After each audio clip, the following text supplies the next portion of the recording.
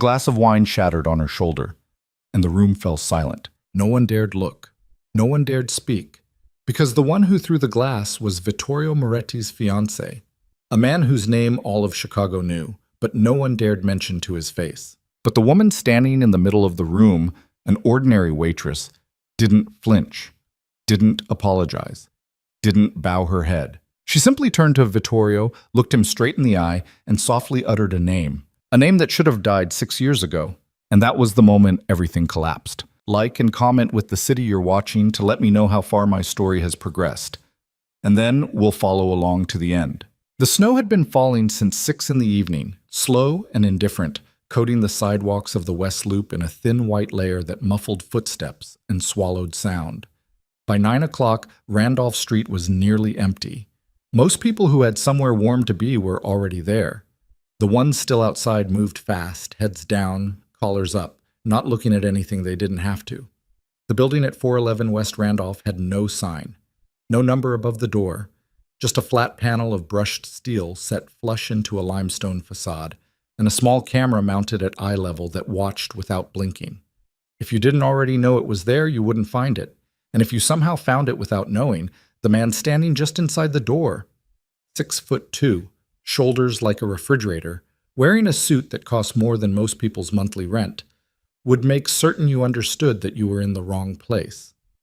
The Velvet Room had been operating in one form or another for 11 years. It had no Yelp listing, no reservation system accessible to the public. The 42 seats inside were filled by invitation only, and the invitations were not extended lightly. On any given Tuesday, you might find a federal appellate judge eating dinner 3 tables away from a man who moved heroin through the port of Chicago, a city alderman, a hedge fund manager whose fund existed almost entirely on paper, 2 or 3 people whose specific occupations would have been difficult to describe in polite company. The Velvet Room was the kind of place where the powerful came to be among their own kind, where conversations happened that could not happen anywhere else, and where the unspoken agreement to see nothing and say nothing was as binding as any contract ever signed. Rowan Vale had been working there for 7 months. She had applied for the position in April, filling out a handwritten application that asked for references she provided without hesitation and an employment history that checked out at every point. The manager, a compact man named Desmond, who wore the same 3 ties on rotation and spoke in a way that suggested every sentence had been rehearsed, had interviewed her twice before offering her the job. She was 28. She had bartending experience, waitstaff experience, and the kind of face that was attractive without drawing too much attention, which, in a place like the Velvet Room, was exactly what you wanted. She was good at the job, precise, quiet, unobtrusive. She remembered what people ordered without writing it down, refilled glasses before they were empty, and had a talent for disappearing from a conversation the moment it turned to anything she wasn't supposed to hear.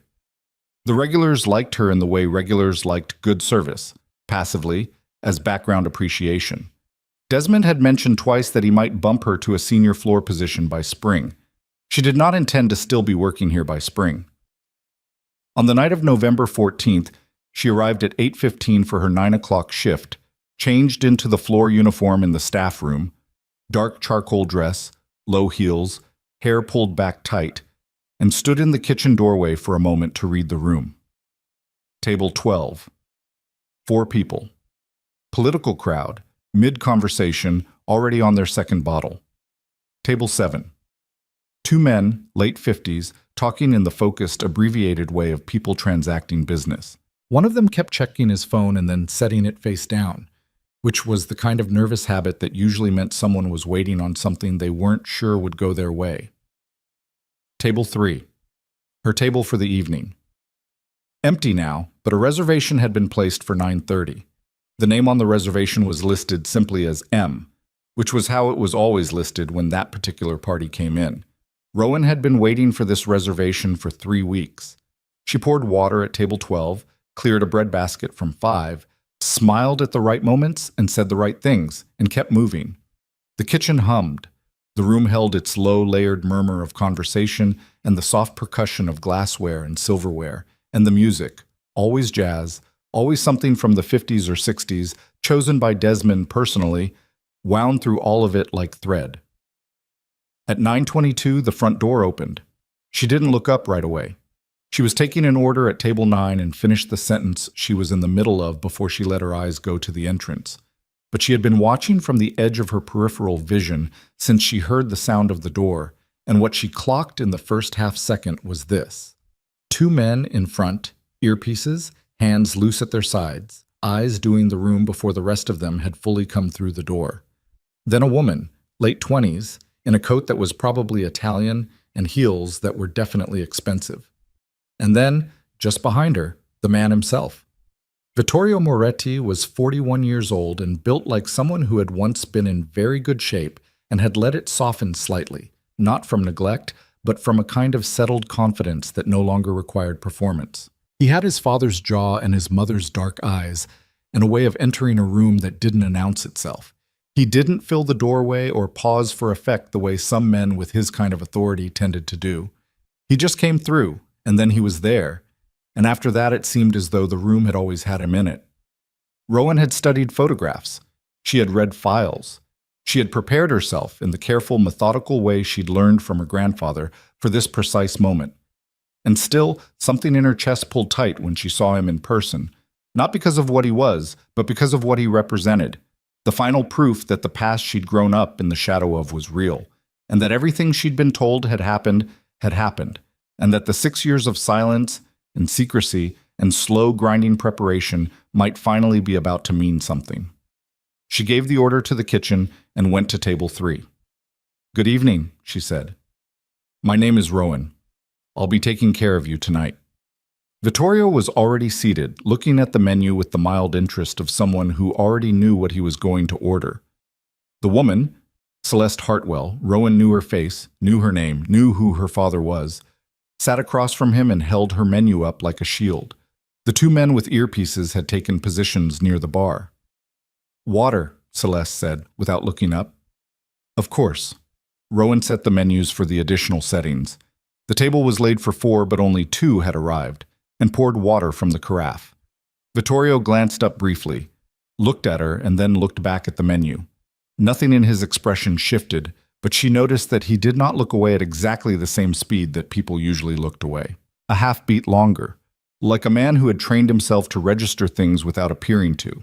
She came back with the wine list and stood at a respectful distance while Celeste interrogated the sommelier who had appeared beside her, asking questions about the Burgundies in a tone that managed to suggest she already knew the answers and was testing him. Vittorio said nothing. He had put down the menu, and he sat with one forearm resting on the table and his gaze fixed somewhere in the middle distance, patient in the way of a man accustomed to waiting. The first hour was unremarkable. Rowan took their order. Duck breast for Vittorio, a salad, and then sea bass for Celeste, a Barolo that the sommelier selected and Celeste approved after making him pour 2 ounces and wait while she tasted it. Rowan moved around the table efficiently, brought bread, cleared plates between courses, refilled glasses when they dipped below the invisible line. It was during the main course that it happened. Celeste flagged her over with 2 fingers, the way you'd call a taxi, and when Rowan arrived at her elbow, she said, "This is wrong." Rowan looked at the plate. Sea bass, as ordered, roasted fennel, lemon butter sauce served on the side because Celeste had specified on the side. "I'm sorry," Rowan said. "What can I correct for you?" "The sauce." Celeste set her fork down. "I said on the side. That is clearly not on the side." The sauce was in a small ceramic ramekin positioned an inch to the right of the plate. Rowan had placed it there herself. "The sauce is in the ramekin beside your plate," Rowan said, keeping her voice level. "Separate from the fish."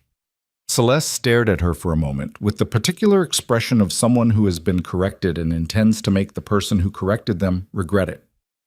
"I know what a ramekin is. I said I wanted it on the side. On the side means a separate dish, not this." She waved her hand at the ramekin dismissively. "Take it back. And tell the kitchen the presentation was unacceptable." Rowan said, "The ramekin is a separate dish." The table went quiet. Across from Celeste, Vittorio had stopped eating. The quiet spread. The tables nearby had registered something in the air, the particular frequency of a conflict in progress. And conversations had fractured into half attention, people still speaking but no longer fully present in their own words. Celeste set down her wine glass with a deliberateness that was its own kind of threat. "Excuse me?" "The sauce is served in a ramekin on the side of your plate," Rowan said. "That is the standard interpretation of a side service. I'm happy to have the kitchen plate it differently if you prefer, but the current presentation is correct." Vittorio had not moved. He was watching now, not overtly, not in a way that drew attention to itself, but Rowan could feel the quality of his attention change. The distracted patience from before was gone. Something else had replaced it. Celeste's chin lifted.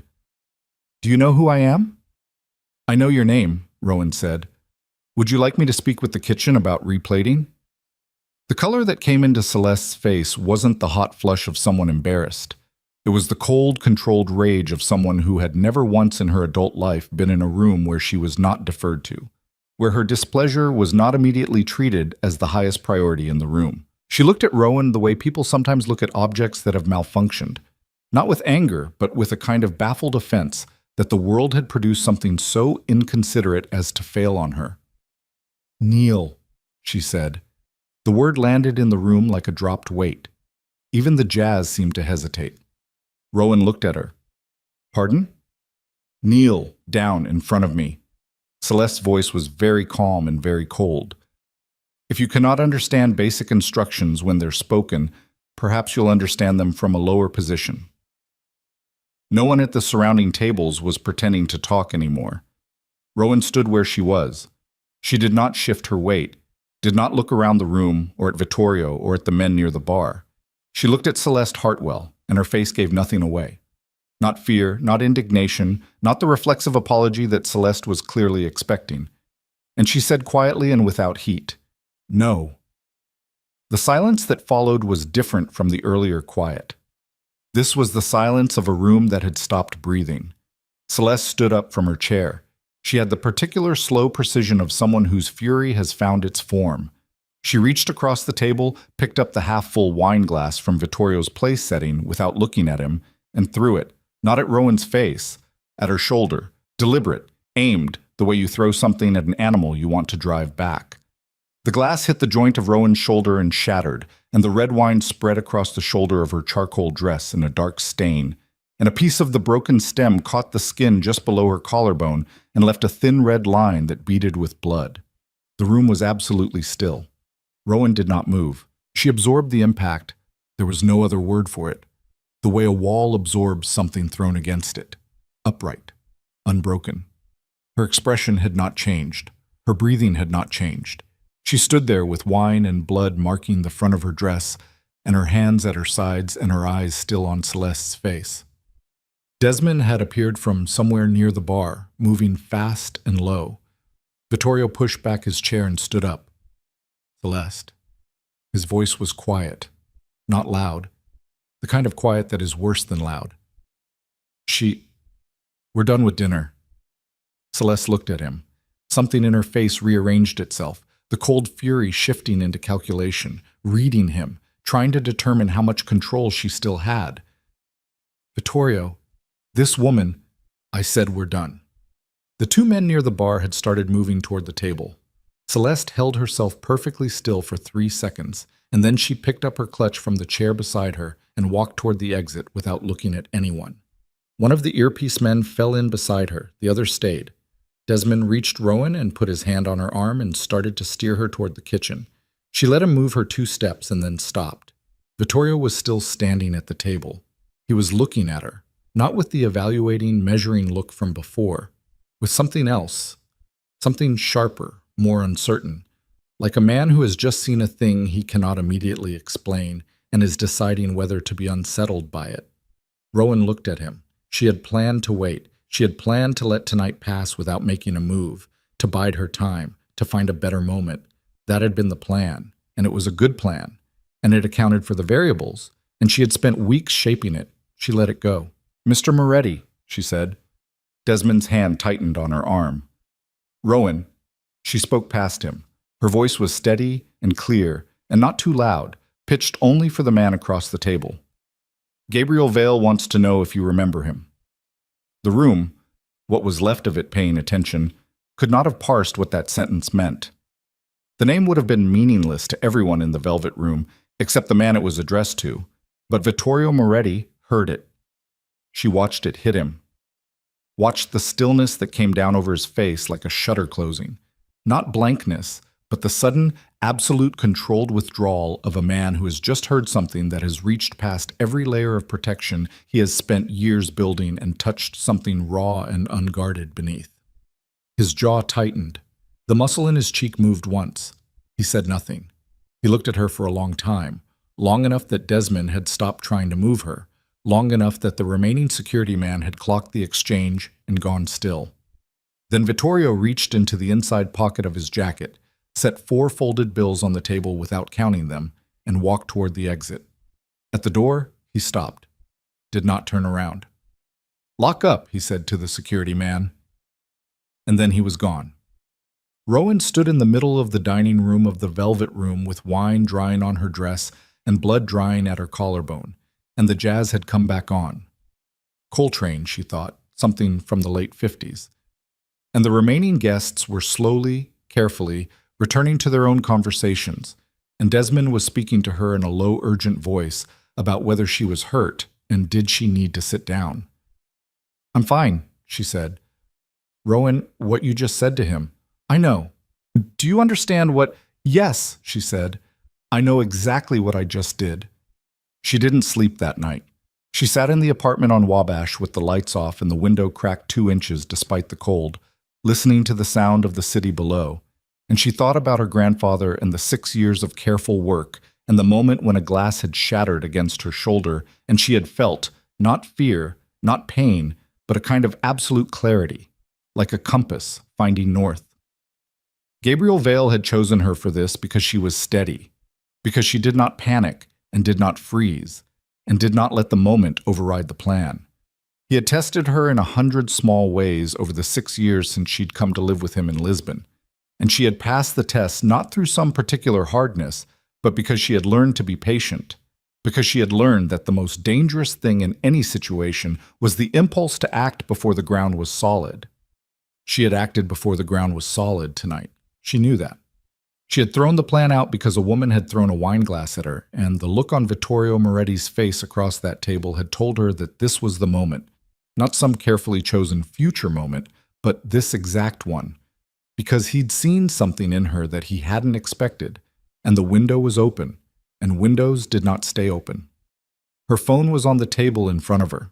She had a number memorized, not stored, memorized, that she was supposed to call only in specific circumstances. She picked the phone up and dialed. It rang 4 times. Then a voice, old but precise, with the very slight accent of a man who had spoken Portuguese for so long that it had worn grooves in his American English. "Rowan, I made contact," she said. A pause. "How?" "I said your name." Another pause longer. She could hear faintly the sound of the Atlantic wind through a cracked window on the other end of the line. Lisbon, 3 in the morning there, her grandfather sitting in the small study above the harbor with his papers and his coffee, and the patient, exhausted discipline of a man who had been waiting 6 years for the world to align. "That wasn't the plan," he said. "No." "Was it the right call?" She thought about Vittorio's face, the shutter coming down, the jaw tightening, the way he'd set the money on the table and walked out without counting it, which was the action of a man whose mind had already left the room. "Yes," she said. Gabriel Vale was quiet for a moment. Then, "He'll find you before morning." "I know." "Are you ready?" She looked at the window. The snow had stopped sometime in the last hour, and the city outside was dark and still, the streetlights making pools of orange on the wet pavement below. "Yes," she said. She was wrong about the timeline. It wasn't before morning. It was 3 hours later, at 1:47 in the morning, when she heard the quiet knock at her apartment door. Not aggressive, not demanding, the knock of someone who has been told to be careful. And when she opened it, there was a man in a dark coat who introduced himself as Marco, and who said, with the particular neutral politeness of someone delivering a message they had been instructed to deliver politely, regardless of the circumstances, "Mr. Moretti would like to speak with you." Rowan looked at him for a moment. She had known this was coming. She had prepared for it. She had told herself, in the 3 hours since the phone call with her grandfather, that she was ready. She had the drive in her jacket pocket, a slim encrypted device the size of a thumb, containing 6 years of the most damaging evidence she had ever seen, assembled by a man who had spent 6 years of his life in exile building a case that could destroy a senator, collapse a criminal network, and rewrite the history of the last decade of Chicago's political machinery. It was not the drive Gabriel had told her to bring to a first meeting. She took it out of her jacket pocket and set it on the kitchen counter. Then she put on her coat and went with Marco. The car was black and unmarked and warm, and Marco sat in the front with the driver and said nothing for the entire 40-minute ride north. Rowan sat in the back and watched Chicago move past the windows, the lakefront, the dark geometry of the skyline, the patches of older neighborhood caught between new construction, the city rearranging itself as it always had, indifferent to anyone's particular crisis. They pulled into the underground parking structure of a building she didn't recognize, a residential tower, 18 or 20 stories, the kind of address that had no number on the street and a front desk that didn't ask questions. Marco led her to an elevator that required a key card, pressed the button for the 15th floor, and stood with his hands clasped and his eyes forward for the ride up. The apartment was large and mostly dark, a city view on two sides, the lake a black expanse on the east. Someone had set out 2 glasses and a bottle of something amber, bourbon, she thought, or maybe scotch, on the low table near the windows, which struck her as almost aggressively civilized under the circumstances. Vittorio was standing at the east window with his back to the room when she came in. He had taken off the jacket and tie from the restaurant and was in a dark shirt with the sleeves rolled to the forearm, and there was a glass in his hand that he wasn't drinking from. Marco withdrew. The door closed. Vittorio didn't turn around for a long moment. When he did, he looked at her the same way he'd looked at her in the restaurant, with that sharp, unsettled focus that she had clocked then as genuine and now understood was rare. This was not a man who was regularly unsettled by anything. "Sit down," he said. She sat. He remained standing. He set his glass on the windowsill and crossed his arms and looked at her. "How do you know that name?" "I know a lot of names," she said. "That one is specific." "Answer the question." "Gabriel Vale," she said, "is my grandfather." The quality of the silence that followed was different from the silence at the restaurant. There, the silence had been public, witnessed, a communal held breath. This was private, the particular quiet of 2 people in a room together with something large and unspoken between them. Vittorio uncrossed his arms. He picked up his glass again and looked at it without drinking. "Gabriel Vale is dead," he said. "He isn't. I have reason to know otherwise." "You have reason to believe otherwise," she said. "That's different." He looked at her. The muscle in his jaw had tightened again, and she recognized that as the outward sign of something internal being recalibrated. A man running figures in his head, adjusting the landscape of what he'd believed was true. "How long has he been alive?" 6 years. He let everyone believe he had to. She kept her voice level.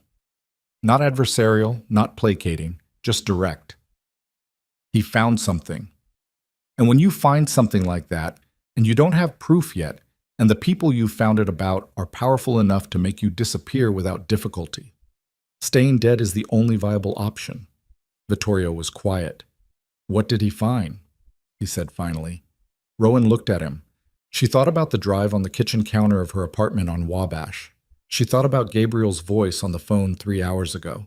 She thought about the way her grandfather had spent 6 years building something in silence and exile, and the fact that she was here, and the fact that Vittorio Moretti was standing in front of her looking more uncertain than a man like him should ever look.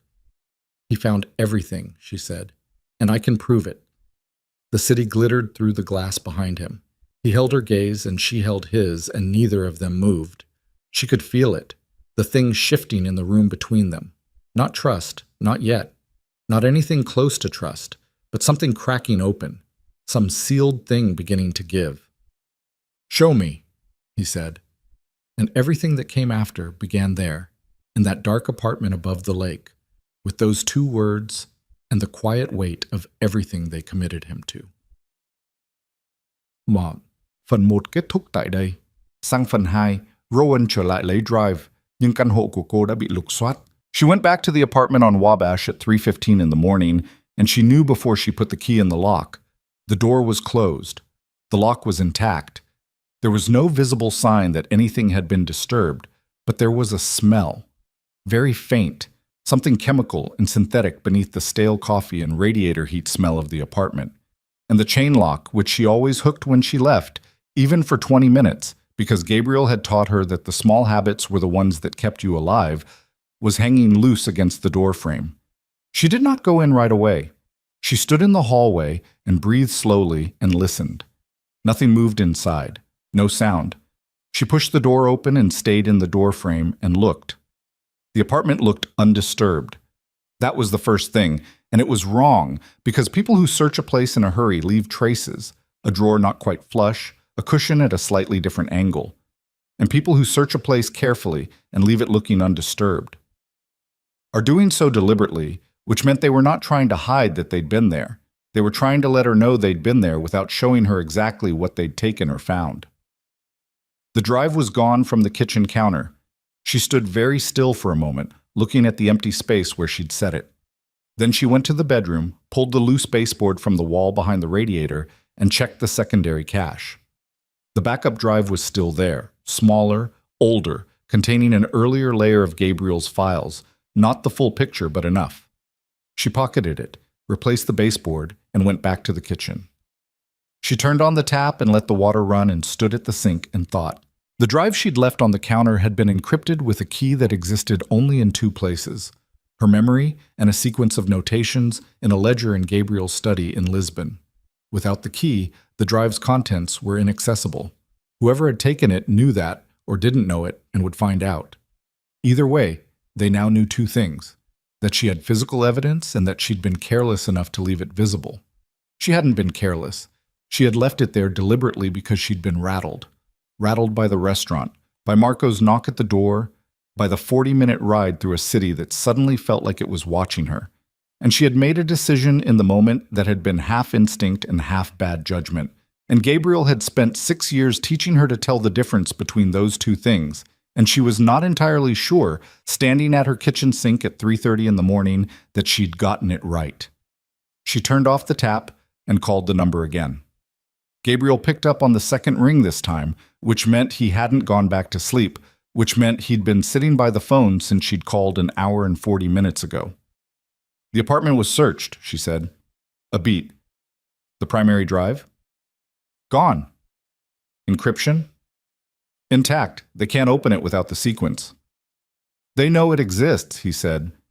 It wasn't a question. How many people knew you were going to Moretti tonight? Nobody. Marco came to my door.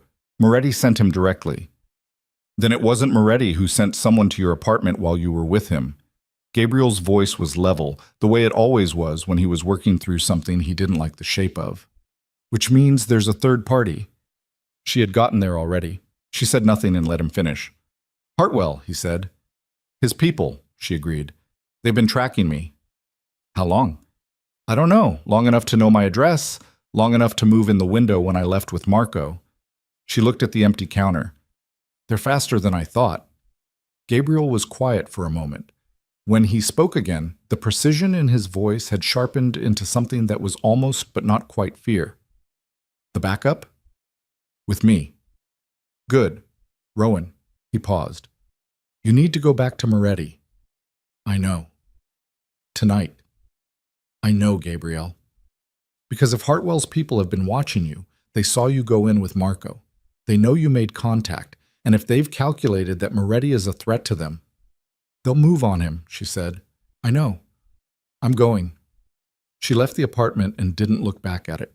She had never assumed it was permanent. Marco was waiting in the car outside, which told her that Vittorio had anticipated this, or that he'd had someone watching the building since she'd left, which was slightly different and equally unsurprising. She got into the back seat. Marco looked at her in the rearview mirror, registered the coat in the tight set of her jaw, and said nothing. He pulled into traffic. My apartment was searched, she said to the mirror. Marco's eyes didn't move from the road. Mr. Moretti will want to hear that. I know. At the building, In the elevator, she thought about what she was going to say, and how she was going to say it, and whether Vittorio Moretti would believe her. Then she stopped thinking about it, because Gabriel had told her a long time ago that the worst thing you could do going into a difficult conversation was over-prepare. That people who over-prepared answered the questions they'd rehearsed answers to, not the questions they were actually asked, and that the gap between those two things was where everything fell apart. Vittorio was no longer at the window when she came in. He was sitting on the low couch facing the table where the bourbon was, and there was a second man in the room now. Mid-40s, compact, with close-cropped gray hair and the particular stillness of someone who had at some point in his life been trained to be patient in rooms like this. He didn't stand when she came in. He watched her with the flat, assessing look of someone who has already been briefed on her. "My apartment was searched," she said, before Vittorio could speak. "Sit down. While I was with you, someone went in and took Rowan." His voice cut across hers. Not loud, just final. "Sit down." She sat. The man with the gray hair looked at her steadily. Vittorio leaned forward, elbows on his knees, and for the first time since the restaurant he looked tired. Not physically, but in the way that people look tired when they've been running a calculation they don't like the answer to. "This is Lev," he said. "He handles certain things for me. He's been running your name for the last 2 hours." Lev said, "Your documentation is excellent." "Thank you," she said. "Too excellent." His voice was flat and without inflection, the voice of a man who had no interest in softening what he was saying.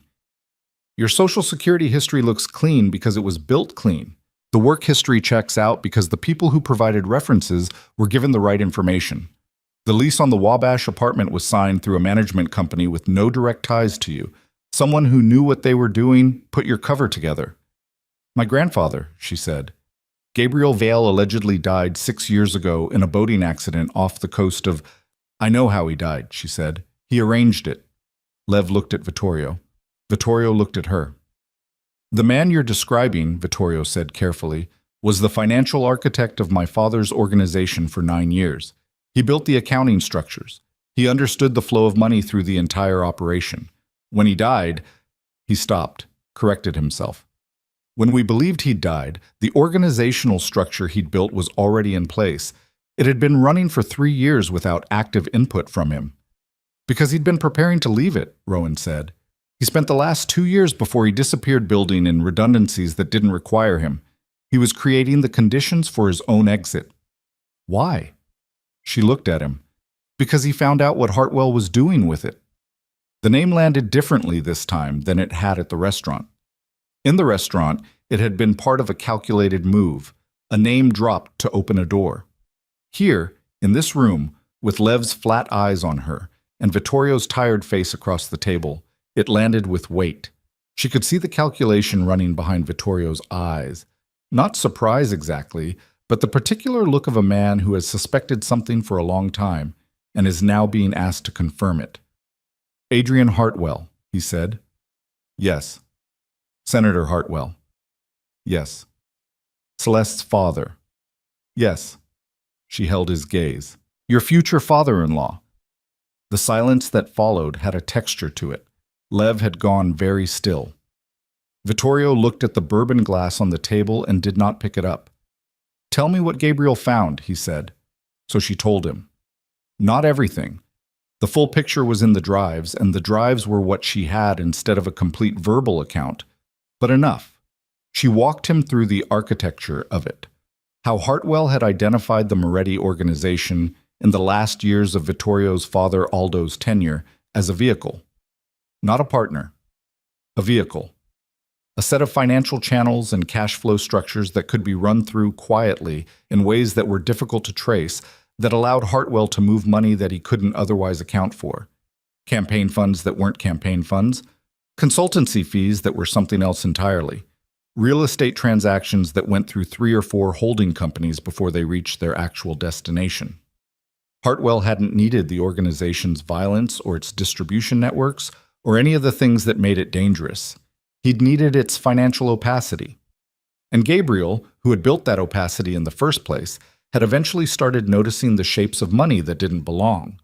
Flows that didn't match the organization's known business. patterns that were too regular and too clean to be organic. It had taken him 8 months of careful observation before he understood what he was looking at. Then it had taken him another 4 months to understand how deep it went. And by then, he had also understood something else, that Hartwell knew Gabriel was the person most likely to notice, and that Hartwell had been working quietly to ensure that if Gabriel ever became a problem, the problem would be a simple one to solve. He was going to have him killed, Vittorio said. He was going to have him killed, Rowan confirmed, and make it look like your father ordered it, because your father, by that point, had started asking questions too. Vittorio was very still. Aldo didn't know about Hartwell's use of the organization. Not initially. Gabriel believes he figured it out in the last year before he... She stopped. Before he died, Vittorio said. His voice had gone flat. Not emotionless. The opposite, actually. A flatness that was held in place over something that was not flat at all. My father died of a heart attack. I know. At 63. I know, Vittorio. The use of his given name was a risk. She knew that. She'd weighed it in the fraction of a second before she said it, and decided the formal address was wrong for what she was telling him, that there was something clinical about it that the moment couldn't sustain. She watched his jaw tighten and waited to see if it had been a mistake. He picked up the bourbon glass, set it down without drinking. Gabriel thought Aldo was killed. Gabriel isn't certain. He's careful about what he claims to be certain of. What he knows is that Aldo was getting close, that Hartwell had motive, and that the timing was convenient. She paused. The evidence on the drive doesn't address Aldo directly. The financial documentation is what it is. It's damning on its own. But Gabriel has always believed, don't. Vittorio's voice was sharp. Don't tell me what he believes. Tell me what can be proved. 47 separate financial crimes, she said. Money laundering across 16 accounts, 9 of which are tied directly to Hartwell's Senate campaign infrastructure. Bribery of 3 sitting federal judges and 2 state prosecutors. Political manipulation of 3 federal investigations over 7 years. And the specific use of Moretti Organization financial channels to move approximately $63 million in funds that cannot be legitimately accounted for. The number settled in the room. Lev exhaled slowly. Vittorio looked at her for a long moment. Where's the drive now? She held his gaze. Someone took it from my apartment tonight. The unencrypted. It's encrypted. They can't open it. She reached into her coat pocket and produced the backup, slid it across the table. This is the secondary. Earlier documentation, aside the first 2 years of what Gabriel assembled. Not complete, but enough to establish the pattern. Vittorio looked at the drive on the table. He didn't touch it. And the full file? Gabriel has it in Lisbon. Vittorio looked up at her. Something moved across his face. Not anger, not suspicion exactly, but a sharp evaluating focus that she understood now was what he looked like when the stakes had clarified for him and he was making decisions. You came to me without the complete evidence. I came to you with enough to start a conversation, she said. The complete evidence requires a level of trust I didn't have yet, and you hadn't earned yet. Lev said, That's a risky play. It's the only play that makes sense, she said, not looking at him. Still looking at Vittorio. I need you to understand what we're dealing with before I hand you something that, in the wrong hands, is as dangerous as a weapon. And whose hands are the right hands? That, she said, depends on what you're willing to do.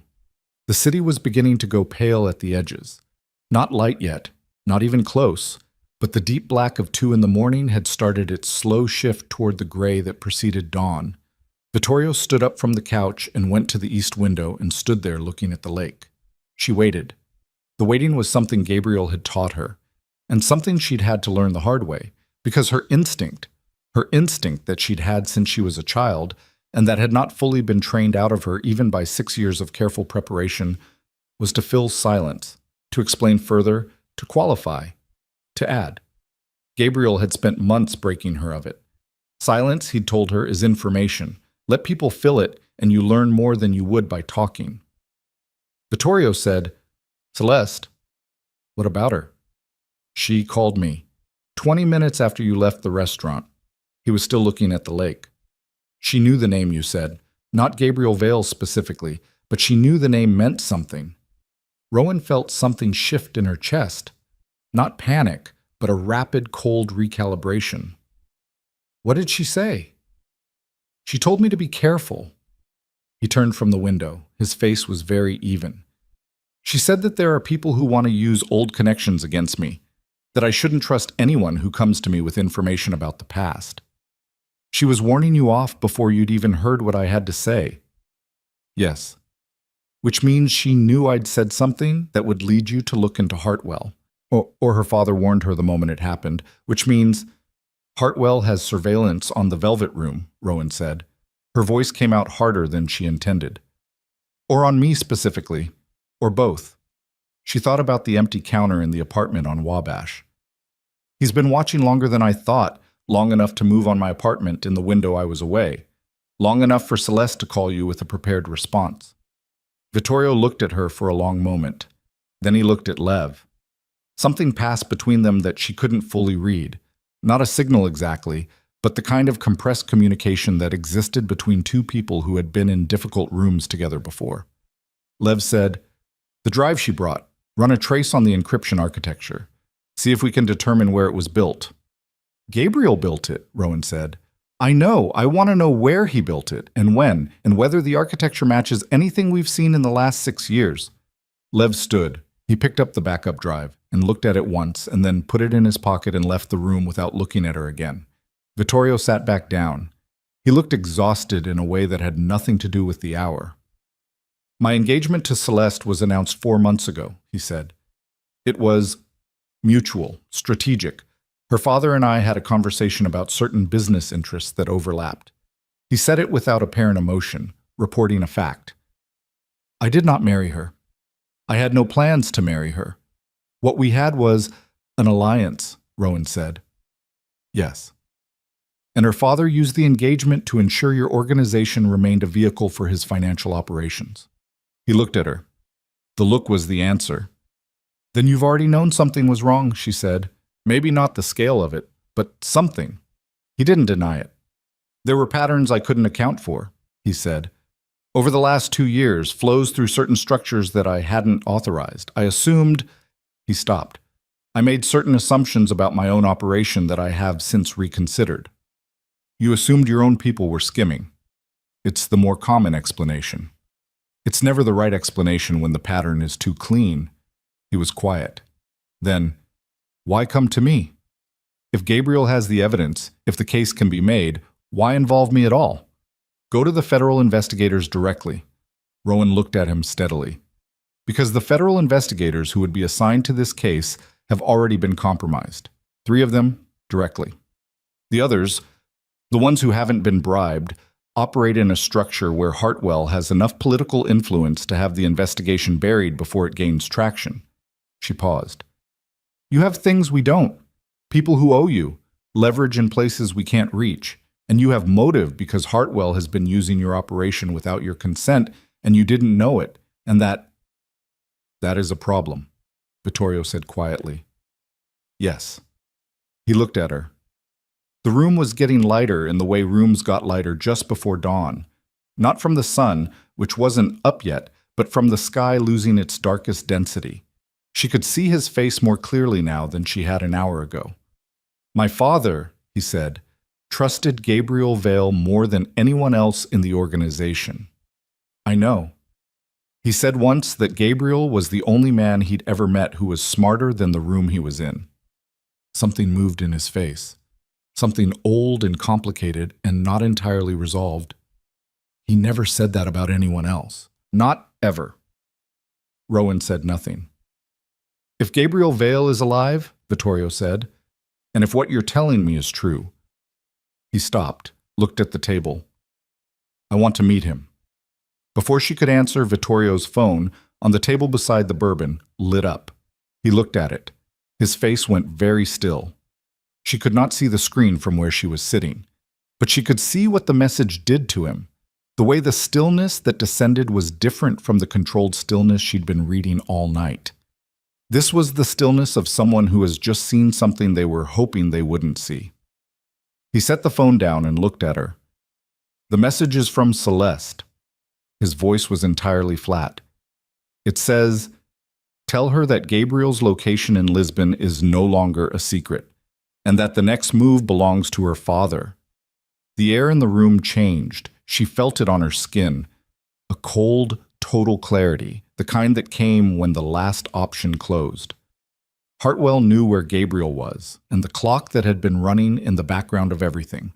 Every careful step of the 6 years, every encrypted file, every false identity, every patient year in the exile on the Lisbon hillside. That clock had just stopped. She was already moving before Vittorio finished reading the message aloud. Not running. She didn't run, because running was panic, and panic was the enemy of the next 60 seconds, which were the only seconds that mattered right now. But she was on her feet and her hand was in her coat pocket finding the backup drive, and her mind was running the sequence. Lisbon, Gabriel, the study above the harbor, the phone that rang 4 times before he answered, the window that was open 3 inches against the Atlantic wind. "I need to call him," she said. Vittorio was already handing her his phone. "Use mine. Yours is compromised." She took it and dialed from memory, 7 digits for the country code, and then the number she had memorized 2 years ago and tested monthly since. It rang once, twice. The third ring stretched and she counted the seconds inside it the way her grandfather had taught her to count, steady and deliberate, because counted seconds were seconds you controlled. 4 rings, 5. The line connected and she heard breathing before she heard words, and the breathing was wrong. Too fast, too shallow, the breathing of a man who had been moving. "Gabriel." "I know." His voice was strained in a way she had never heard before. Not frightened. Gabriel Vale did not frighten easily. She had never in her life heard him frightened, but compressed, working hard to stay level. "I know. They came to the street an hour ago, 2 vehicles. I've been waiting to see if they'd move." "Have they?" "Not yet. They're watching the building." She let out a breath. "Can you get out?" "There's a back way through the laundry room to the alley off Travessa do Forno. I used it 2 years ago when I thought I'd been followed from the market." A pause. The sound of something being set down. "Rowan, the ledger." The ledger. The sequence of notations that unlocked the primary drive. The only copy of the encryption key that existed outside her memory. "Where is it?" "Study, 3rd shelf, behind the Portuguese grammar. It's in a blue cover with no title." "Gabriel, you need to take it with you." "I know. I'm going for it now." She heard movement, footsteps on the old tile floor of the study, the particular sound she knew from 100 phone calls and 2 visits in 6 years. "Rowan, listen to me. If I can't get out, don't. Listen." His voice sharpened. "The first notation in the ledger is a false entry. It's there to mislead anyone who gets the book before they get the drive. The actual sequence begins on page 47, the 3rd column, reading in reverse. You understand? Page 47, 3rd column, reverse. Yes, if something happens to me, nothing is going to happen to you. Rowan." He said her name the way he'd always said it when she was arguing with something that was already true. Patient. Final. "If something happens to me, the sequence is enough to open the primary drive. The primary drive is in the false bottom of the left-hand desk drawer. The false bottom releases from underneath if you press the back left corner upward." He paused. "Do you have all of that?" She repeated it back to him. Her voice was steady.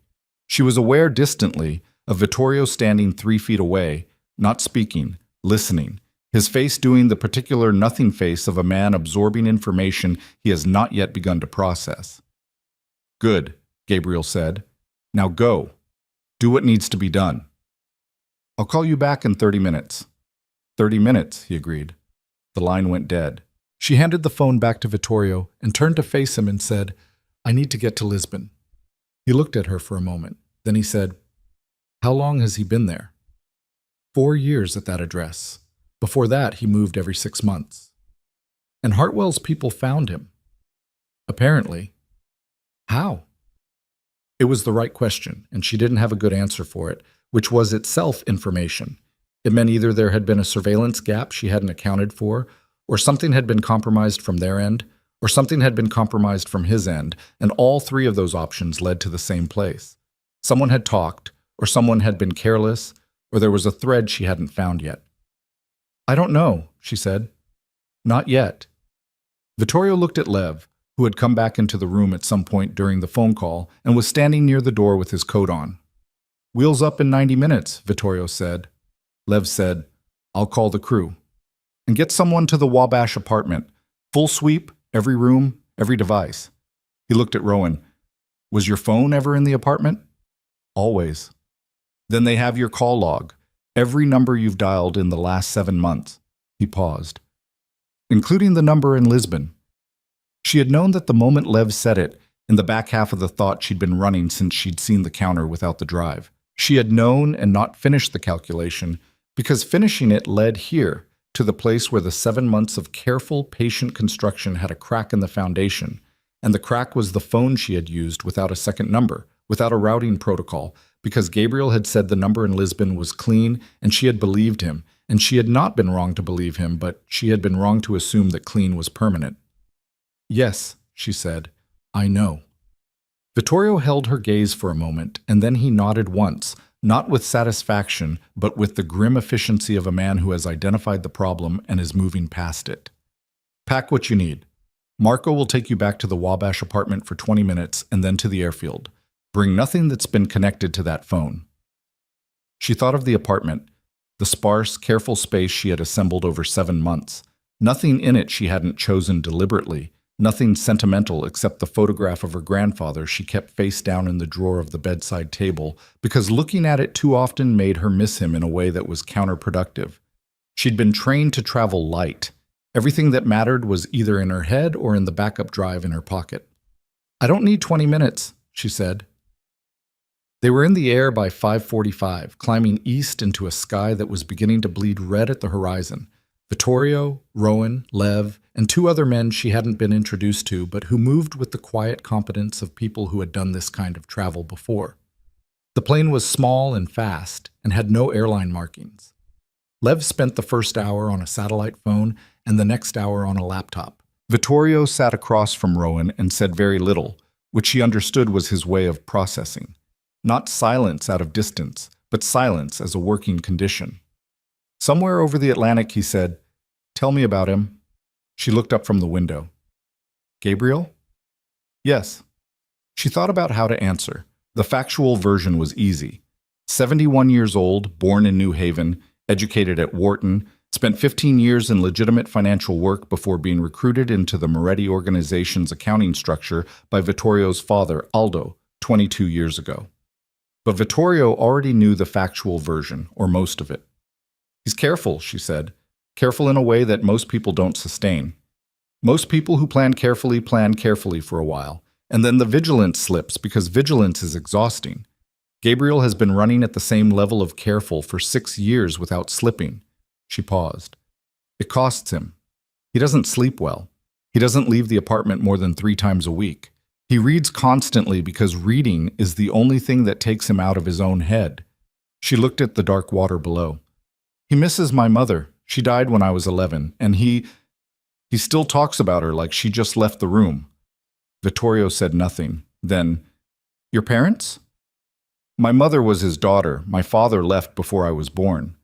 She said it without inflection, because there was no inflection left in it. It was just geography now, just the terrain she had grown up in. I came to Gabriel when I was 22, after I finished school. He told me everything then. He chose you for this. I volunteered, she said. He tried to talk me out of it for about 6 months, and then he gave up and started training me instead.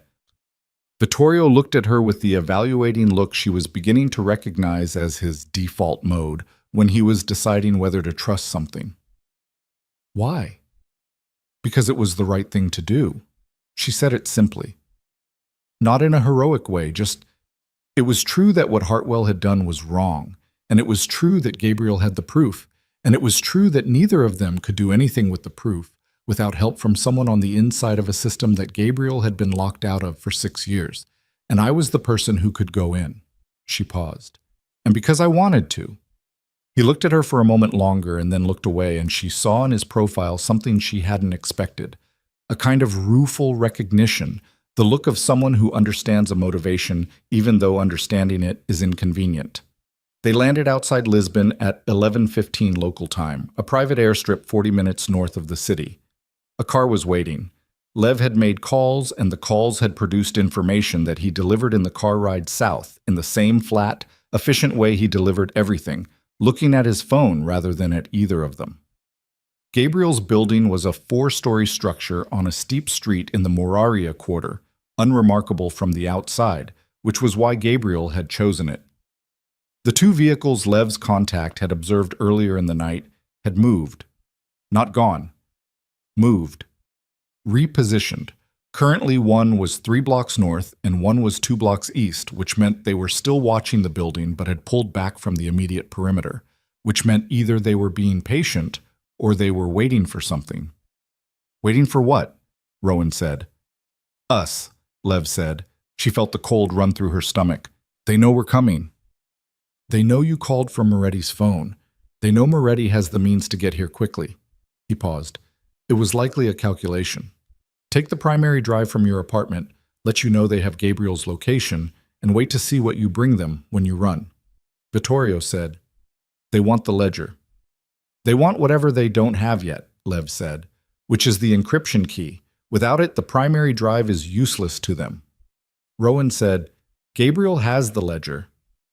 Then Gabriel is what they're actually waiting for. The car stopped 2 streets away from the building, and they got out into the narrow, steep street. Cobblestones, the smell of the sea and diesel, and the particular dusty warmth of Lisbon even in November. And Rowan led them through the alley that ran behind the laundry on Travessa do Forno. She had walked it twice in 4 years. She knew where the uneven stone was and where the doorway cut back to create shadow, and she moved through it without hesitating. The back door of Gabriel's building was unlocked. She stopped, looked at Vittorio. He nodded once, and the 2 men she hadn't been introduced to moved past her and went in first. She counted to 15 and then followed. The stairwell was dark. 3rd floor. The door to the apartment was closed but not latched, resting against the frame without catching, the way a door rested when it had been opened and then pushed back without being properly closed. She felt the shape of it before she touched it. She went in. The study was to the left. The lamp on the desk was still on, which meant he had been there recently. The 3rd shelf was where it should be.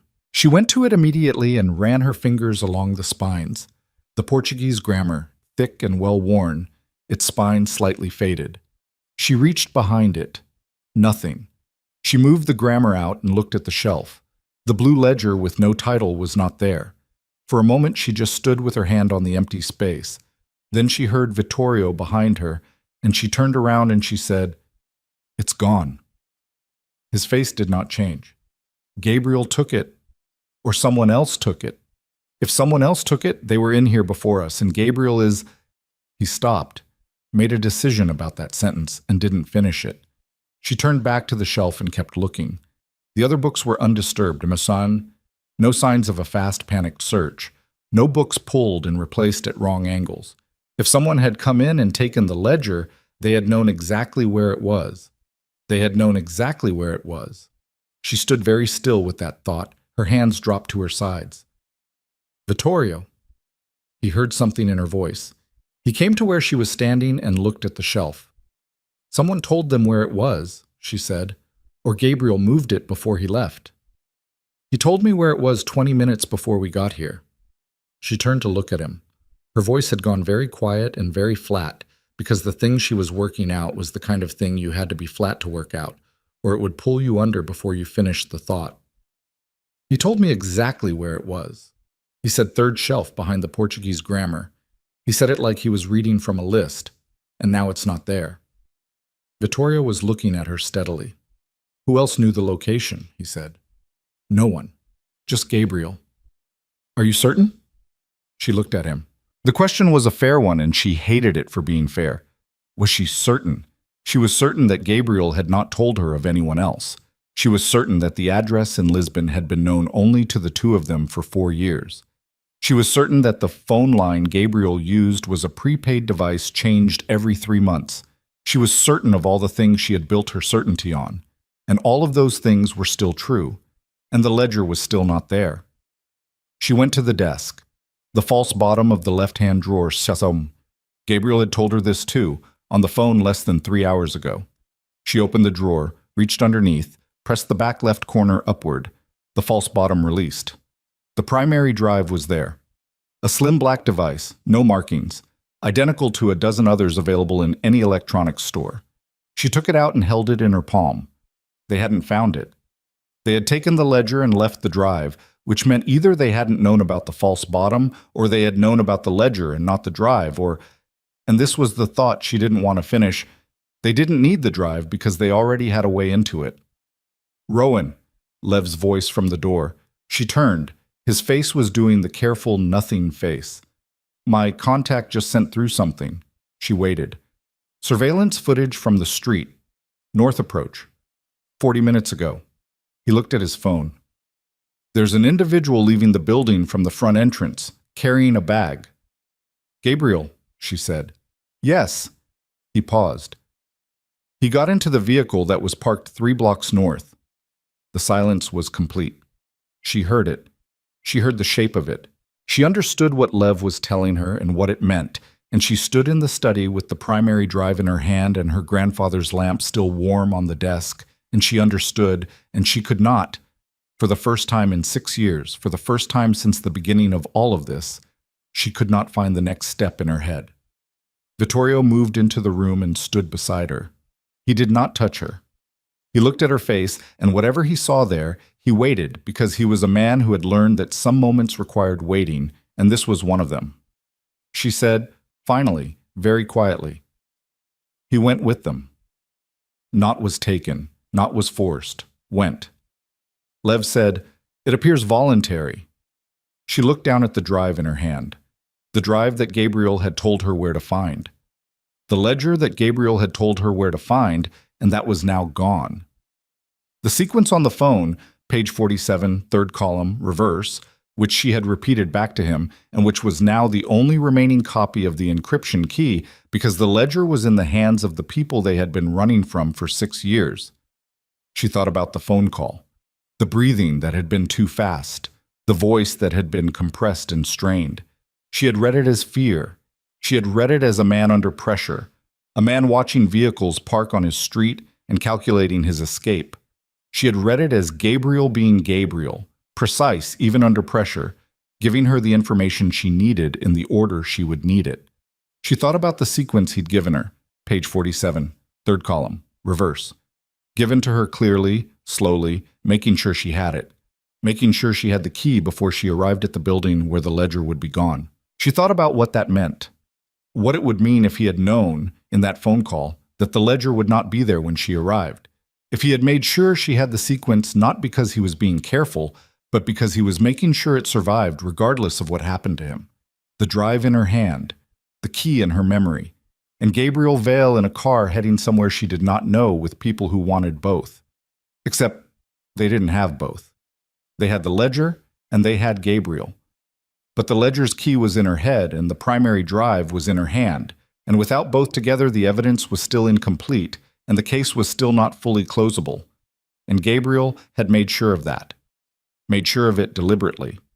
Which meant he had known this was coming and had arranged it so that the leverage remained split. Which meant the question she had to answer was not what had happened. She was beginning to understand what had happened. But why? Why Gabriel Vale had walked out of his building and into a vehicle belonging to the people he had spent 6 years hiding from. "He made a deal," she said. Vittorio looked at her. "He made a deal with Hartwell."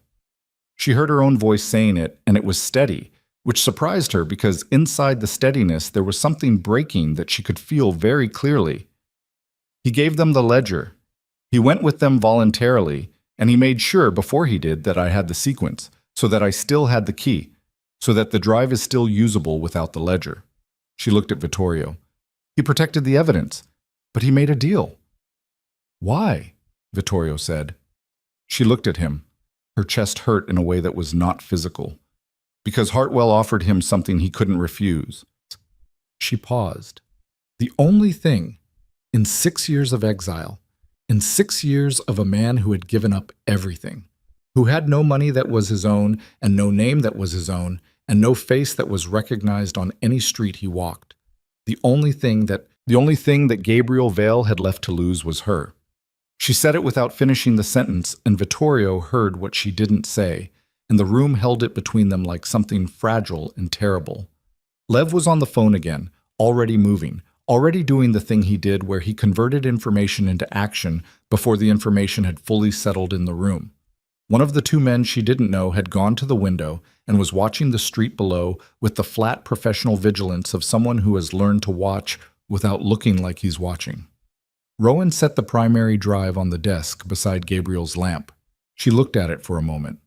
Then she looked at her hands. They were steady, which was the kind of thing you noticed when it surprised you. When you expected to see them shaking and they weren't, when the body had decided to hold itself together in the absence of any instruction to do so. "He turned himself over," she said, "to keep me out of it." Vittorio said, "That's not how Hartwell operates." "I know.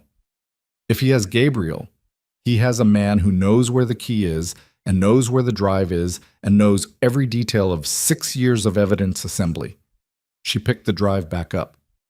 "Except Gabriel doesn't know I have the drive. He told me where it was, and he made sure I had the sequence, but he didn't know I'd get here before Hartwell's people searched the apartment properly." She turned the drive over in her fingers. "They were watching for us to arrive. They repositioned the vehicles. Lev said it was a trap, that they were waiting to see what we'd bring." She looked at Vittorio. "But they were watching the front of the building. We came in the back. We were inside before they registered us." Lev lowered the phone. "The vehicles are moving. Toward us?" "East. Away." He paused. "Toward the port." Vittorio said, "They have what they came for. They're leaving." "With Gabriel," Rowan said. "Yes." She had perhaps 4 seconds of something she could not name. Not grief, not yet, because grief required the acknowledgement of a loss, and she had not acknowledged this loss yet, was not going to acknowledge it, was going to hold it at arm's length for as long as it took to decide what to do next. Then the 4 seconds passed, and she said, "Where does Hartwell have infrastructure in Lisbon? Property, business contacts, anything with a physical address?" Lev looked at Vittorio. Vittorio said, "Answer her." "There's a holding company registered in the Algarve. Commercial property management, mostly coastal. It's been flagged in Gabriel's earlier files as a shell used for one of the laundering channels." He scrolled his phone. "The registered address is an office on Avenida de Liberdade. Administrative only. No operational use." "But there's a property portfolio," Rowan said. 14 commercial properties. "Which ones are near the port?" Lev's eyes moved over the screen. 1. A warehouse conversion in the Santos district, listed as a storage facility for a hospitality supply company. He paused. "The hospitality company dissolved 18 months ago. The property is still in the portfolio." She looked at Vittorio. He looked back at her, and she watched him make the decision, watched it move through his face the way decisions move through him, not dramatically, but with the quiet finality of a shutter closing. And he said to the man at the window, "Call Reyes, tell him Santos District, warehouse conversion. We need eyes on it in 20 minutes." The man at the window was already dialing. They moved in 2 cars. Rowan in the second car with Vittorio, Lev in the first with the 2 men she didn't know, and a third she hadn't seen before, who had appeared from somewhere in the building's street-level entrance, and who wore a jacket that was too heavy for the Lisbon November, and moved with the specific economy of a man who carried something beneath it. The city rolled past the windows. She sat in the back and held the drive and did not look at her hands. Vittorio sat beside her, close enough that she was aware of the warmth of him, and said nothing. And she was grateful for the silence, because inside the silence, she was doing something she couldn't do with conversation layered over it. She was thinking about Gabriel. Not about the deal. Not about what it meant, or what he'd calculated, or whether it had been the right decision. That was for later, if there was a later. Right now she was thinking about the man himself. 71 years old, sitting in a car somewhere ahead of them in this city, with people who were not his friends, and whose purposes were not his purposes, and whether he was frightened, and whether he knew she was coming. She thought he knew. She thought he had arranged it precisely so that she would come. The drive in the false bottom, the sequence on the phone, the back door of the building that he could have locked and hadn't. Every decision he'd made in the last 3 hours had been a decision that left a trail she could follow. And Gabriel Vale did not leave trails by accident. The warehouse was a converted 19th century building on a narrow street backing onto the river, its facade a flat expanse of pale stone with high windows that had been bricked up at some point. The street in front of it was empty. A rusted chain blocked the vehicle entrance. Lev's car had stopped a block north, and Reyes, short, dark-eyed, with the deliberate, unhurried walk of a man who had done this in worse circumstances, had already made a circuit and was back. 2 vehicles inside the loading bay, Reyes said. Thermal shows 5 individuals on the ground floor, 1 on the upper. He paused. The one on the upper is stationary, seated position. Gabriel. She heard Vittorio exhale beside her, quiet and measured. Access points. Loading bay entrance, vehicle access, roll door, manual override on the outside, but they'll hear it. Ground level side door on the east face. Padlocked, but the mechanism is old. He looked at Rowan. There's a fire escape on the north face that reaches the second floor window. Bricked up from the original conversion, but the brick is infill. It's not structural. She said, I can go through the window. Every man in the group looked at her. Vittorio said, No. I'm the lightest. The fire escape will hold me. That's not why I said no. I know why you said no. She looked at him. But if they see your people come through the loading bay, they move Gabriel. They use him. Whatever deal he made, he is still the most valuable thing in that building, and the moment this turns into a confrontation, he becomes a shield. She paused. But if I come in from above before you go through the loading bay, I can get to him before they have time to use him, get him out the fire escape. Then you go through the bay with whatever they have left. Vittorio's jaw was tight. You've done this before. No, she said. But Gabriel trained me for situations where the plan had failed and the only remaining option was a decision made in a short window. She looked at him steadily. This is that situation. He looked at her for a long moment. His eyes were very dark in the pre-noon light of the Lisbon street, and his jaw hadn't unclenched, and she could see in his face the specific conflict of a man who has decided to trust someone and is now being asked to let that trust extend further than he'd planned. Then he said to Reyes, How long to get through the loading bay once they breach the side door? 40 seconds, maybe less. He looked at her.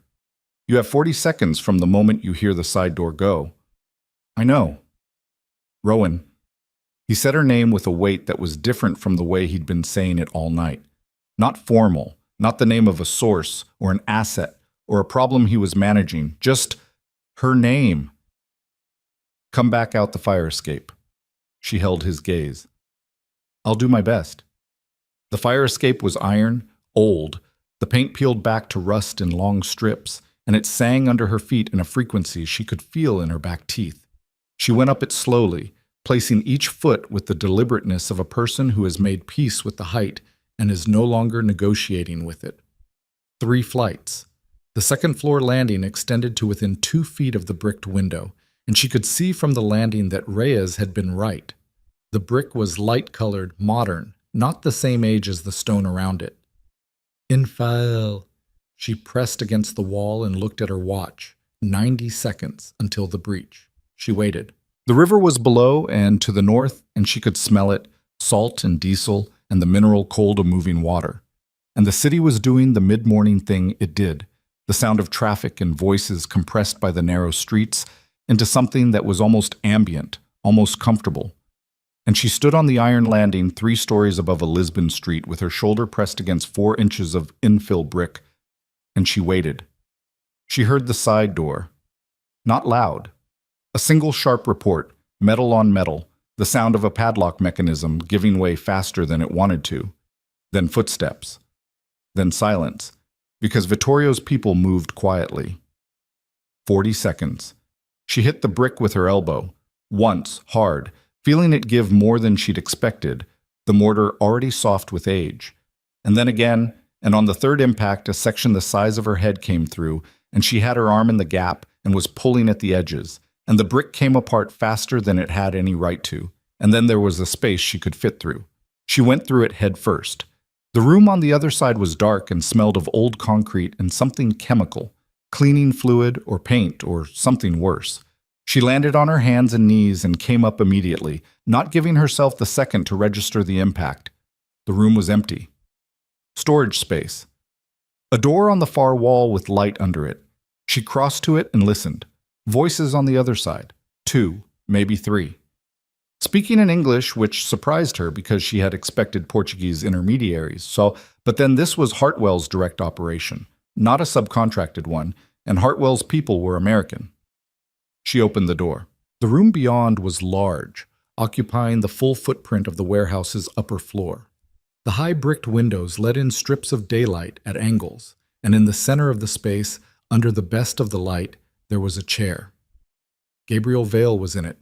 He was tied at the wrists, zip ties, she clocked that immediately, and there was a bruise developing along his left cheekbone that hadn't been there in her memory of him. He was upright. His eyes were open. And the moment she came through the door, before any of the 3 men in the room had registered the sound and turned, his eyes found her and went through a sequence she watched like a message being transmitted. Surprise, relief, and then something harder, something that looked almost like resignation. The 3 men turned. 2 of them had guns already out, which told her they'd been on alert since the side door below. The third was older, heavy-set, wearing a jacket and tie that was wrong for the work he was apparently doing. And he had a phone in his hand that he was already looking at, which meant he'd heard the breach and was already calling it in. She said, "Stop." None of them stopped. She said louder, "I have the sequence." That stopped the man with the phone. He looked up. His eyes were the pale, flat color of someone who has spent a long time in rooms where the lighting was controlled, and they assessed her with the efficiency of professional assessment, who she was, what she carried, what she had just said. "Miss Vale," he said. "The encryption sequence for the primary drive," she said. "You have the ledger, but you know by now that the first notation is a false entry. You can't open the drive without someone who knows where the sequence actually starts." She looked at him steadily. "That's me." The man with the phone, she didn't know his name, he had the look of a man whose name was not important to the work he did, looked at her for a moment. Then he looked at Gabriel. Gabriel said nothing. His jaw was set and the bruise on his cheekbone had darkened while she watched, and she kept her eyes off it because looking at it would do something to her composure that she couldn't afford right now. "You're offering to trade the sequence," the man said. "I'm offering to make a new arrangement," she said. "The same arrangement Gabriel made with you, except with different terms." "And those would be?" "Gabriel walks out of here with me. You keep the ledger.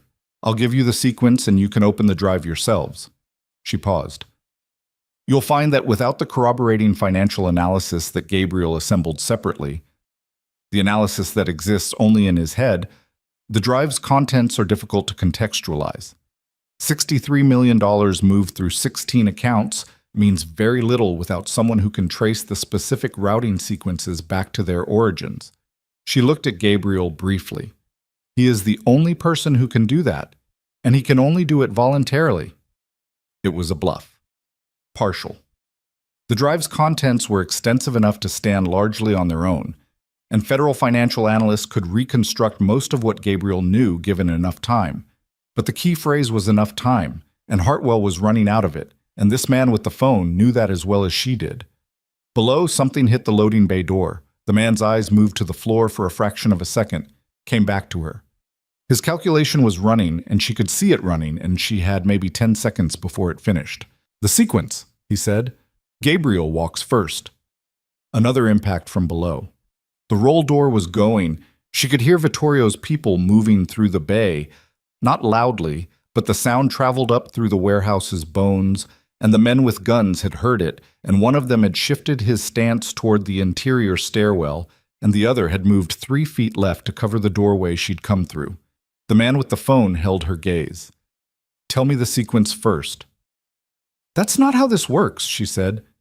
"Miss Vale, you have approximately 20 seconds before the men who came in through the loading bay reach this floor," she said. "At that point, the negotiation is over and you have nothing. Cut him loose and I'll give you the sequence and you walk out of here with something. That's the arrangement." The man looked at Gabriel again. Gabriel, she noticed, was looking not at the man but at her, watching her with an expression she could not fully read. something that was not quite pride and not quite sorrow, and was possibly both of them compressed into the face of a 71-year-old man who had spent 6 years arranging the conditions for this exact moment. The man with the phone said something to the man nearest Gabriel. One word, too low to hear. The man nearest Gabriel produced a knife and cut the zip ties. Gabriel stood. He was slower than she wanted him to be. The bruise meant a blow to the head at some point, and blows to the head did things to your equilibrium.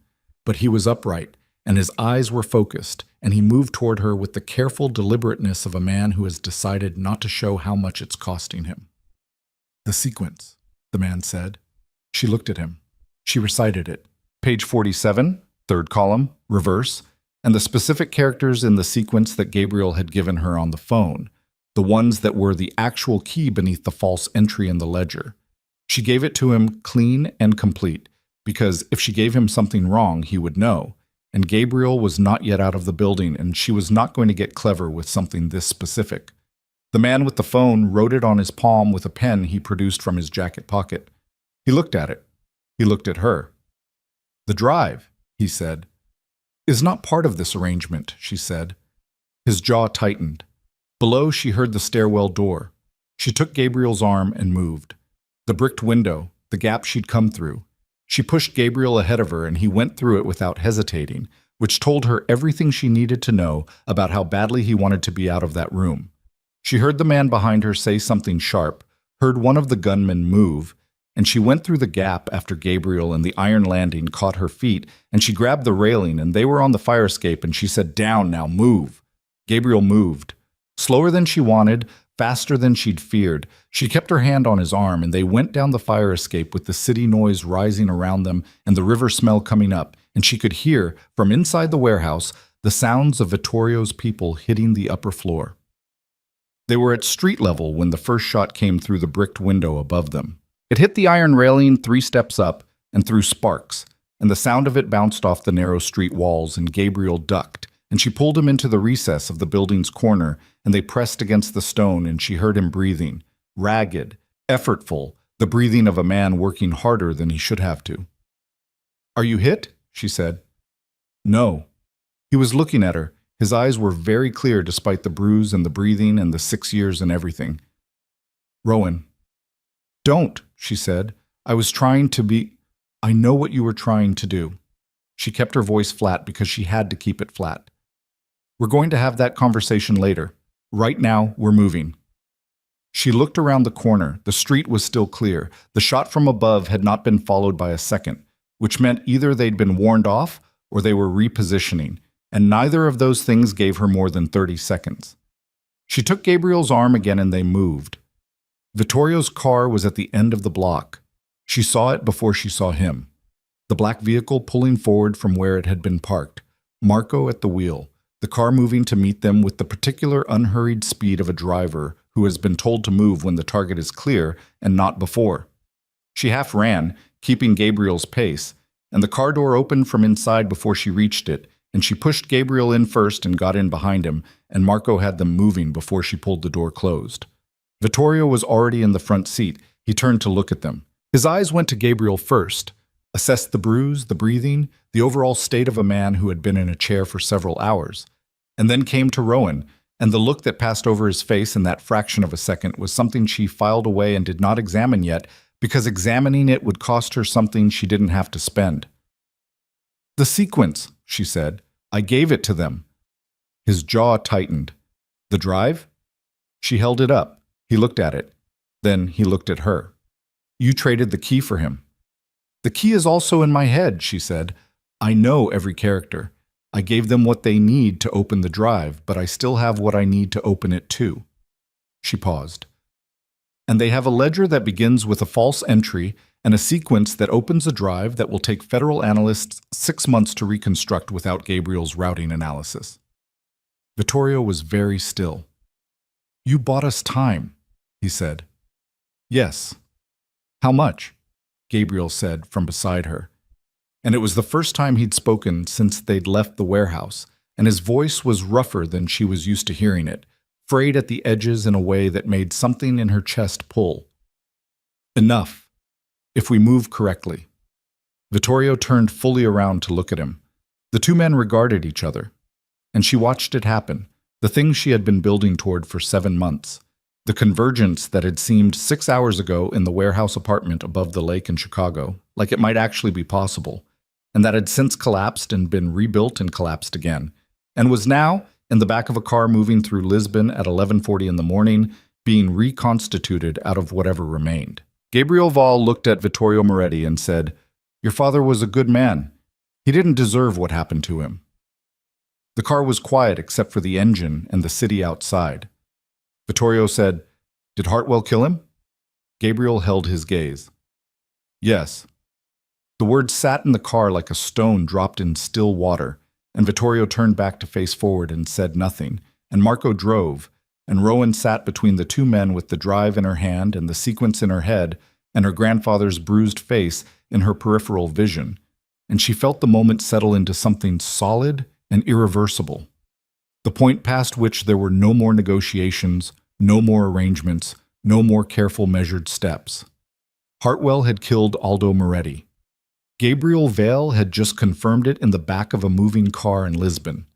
And Vittorio had gone quiet in the way that men went quiet when they were not done yet, but had become certain of what they were going to do. The drive to the airstrip took 40 minutes, and nobody said very much. Gabriel slept for 20 of those minutes, which was not something Rowan had planned for, and which undid her in a way that nothing else had managed to.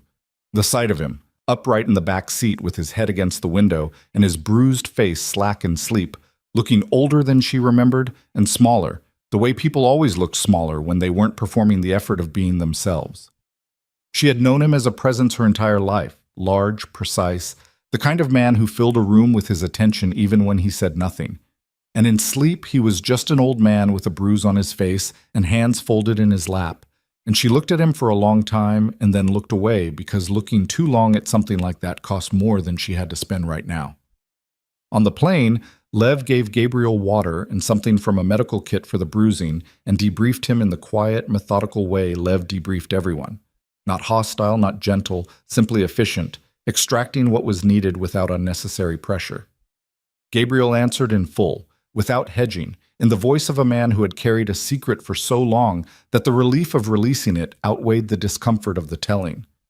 Rowan sat across the aisle and listened and learned the part she hadn't known.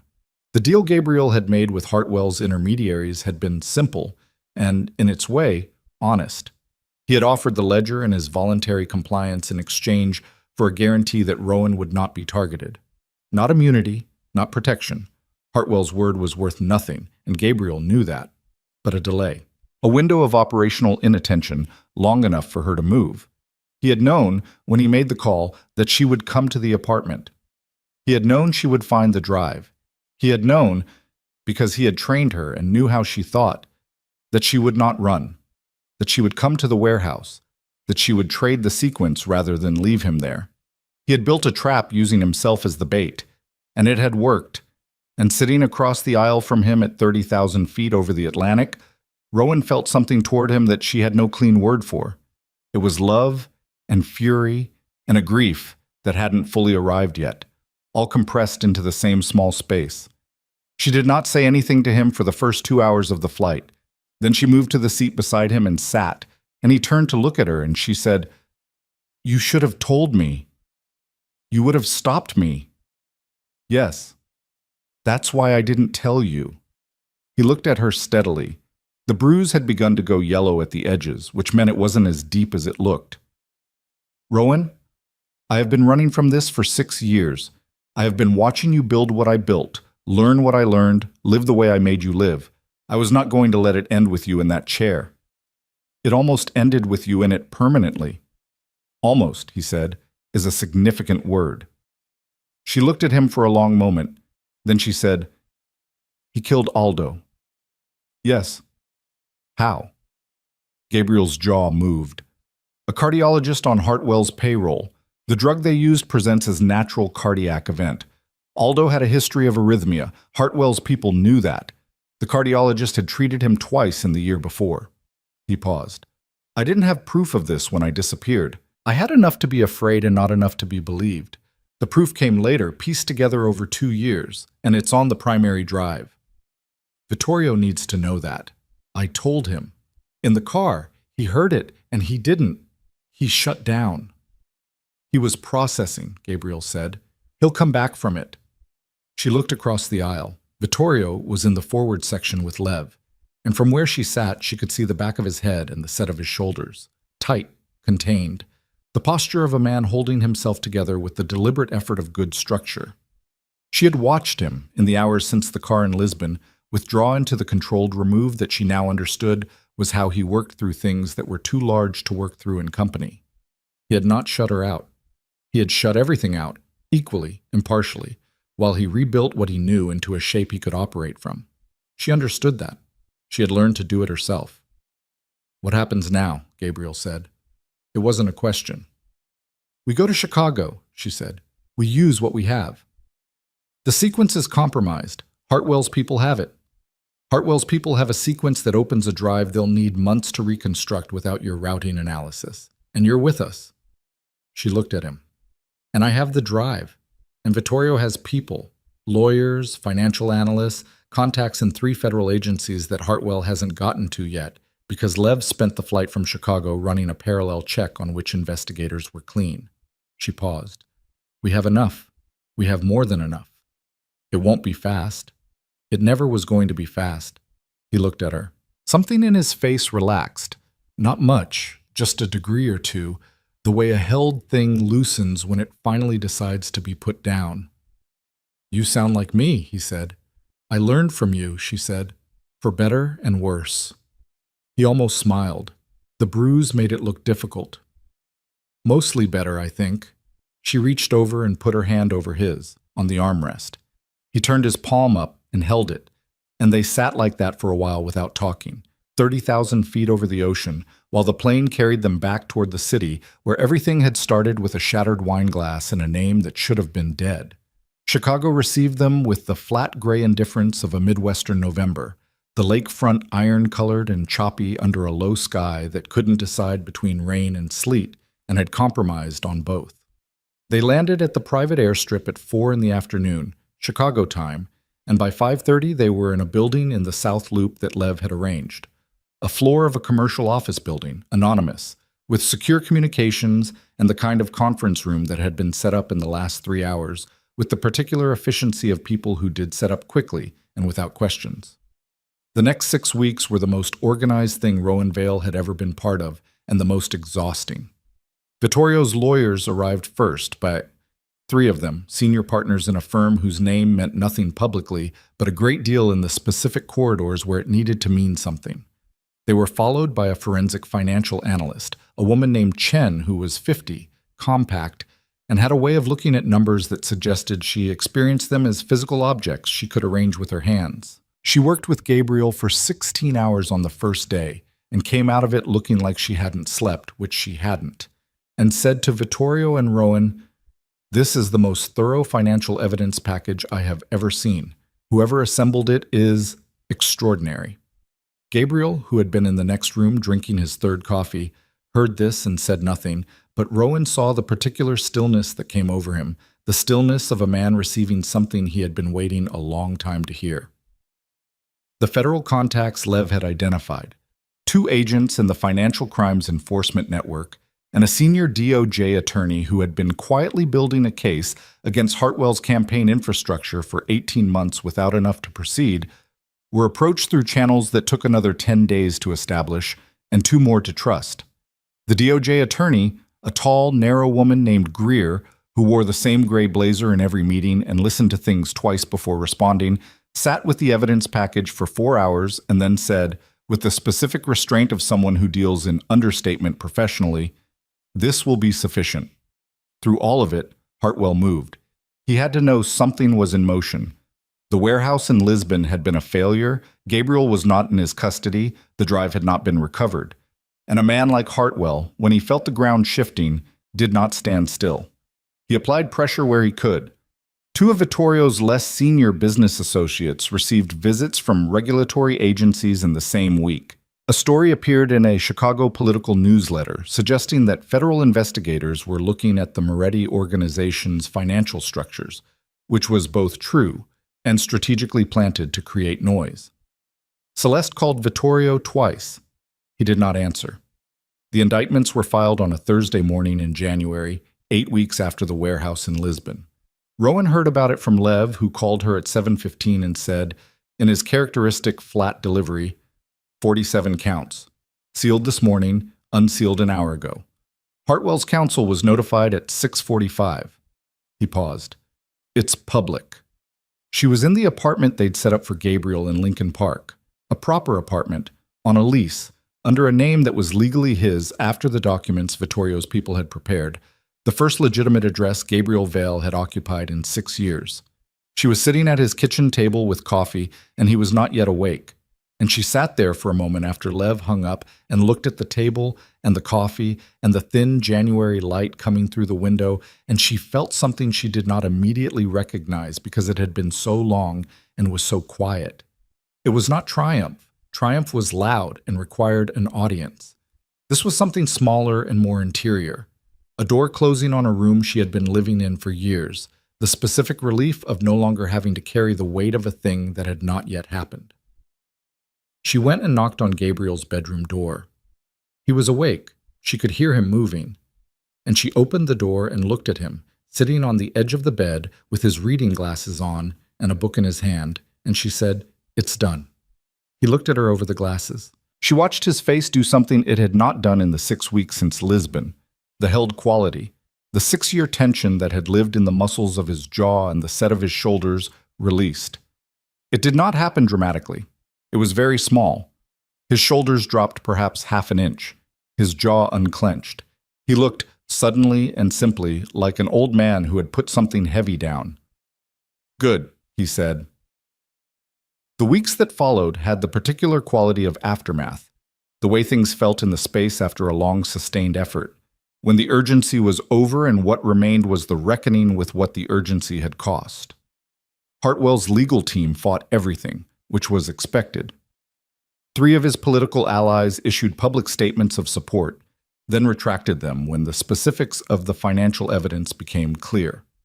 The indictments expanded.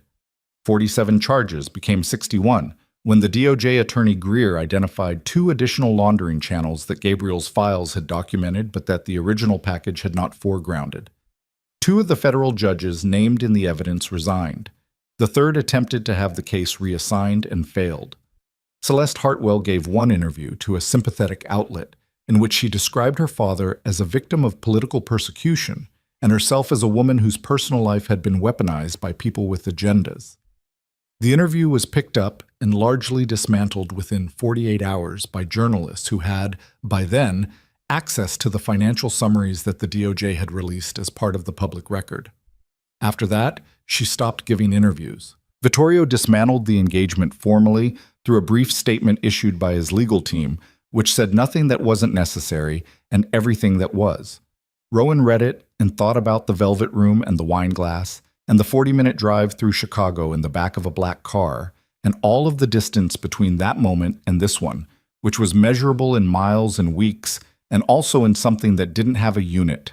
She saw Vittorio regularly through the legal process. Meetings, briefings, the procedural rhythm of an operation that was no longer covert, but was still coordinated. They worked well together in rooms, which she had expected. What she had not entirely expected was how the working well extended to the spaces between the work, the coffee and paper cups waiting outside the conference room, the way he read her silences correctly and didn't fill them, the conversation in the car after a late meeting when the city was dark, and neither of them had anything specific to say, and neither of them said it. She did not analyze it. She had learned from years of deliberate self-examination that the things worth having did not survive too much examination too early, that they needed a certain amount of unexamined time to become real before you looked at them directly. Gabriel saw it, of course. Gabriel saw everything. He said nothing about it for several weeks, and then said once, over dinner in the Lincoln Park apartment, "He's a serious person." She looked at him. "I know. Serious people are hard to be around." "I've had practice," she said, looking at him pointedly. He almost smiled. He was better than he had been, sleeping more, bruise long gone, the reading glasses that had seemed strange and elderly in the first weeks, now just part of how he looked. He had begun, in small ways, to inhabit the apartment rather than just occupy it. Books on multiple surfaces. A coffee maker that he had opinions about. A plant on the windowsill that he watered on Tuesdays. "What will you do?" he asked. "After." She thought about it. "I don't know yet." "You could stay in Chicago." "I could. The waitress job is presumably no longer available." "Presumably." He looked at her across the table. His eyes, behind the glasses, were still very clear. The eyes of the man he had always been, sharper than the situation required, missing very little. "You spent 6 years learning to be someone else," he said. "It's not a bad thing to spend some time learning to be yourself again." She looked at him. "Who is that?" He picked up his coffee. "Someone worth finding out," he said. "Someone who is not afraid of much, and who is better at the hard things than she gives herself credit for, and who is, despite the circumstances that produced her, not hard. Not actually." He paused. "Your mother was like that. It was her best quality." She looked down at the table. She let herself feel it for a moment. The things she'd been holding at the edge of the 6 weeks, the full weight of everything that had been risked and almost lost and recovered. The warehouse in Lisbon, the fire escape and the iron and the sparks from the railing. Gabriel asleep in the car with his face against the window. "Don't do anything like that again," she said. "What you did in Lisbon." He was quiet for a moment. "I can't promise that." "I know."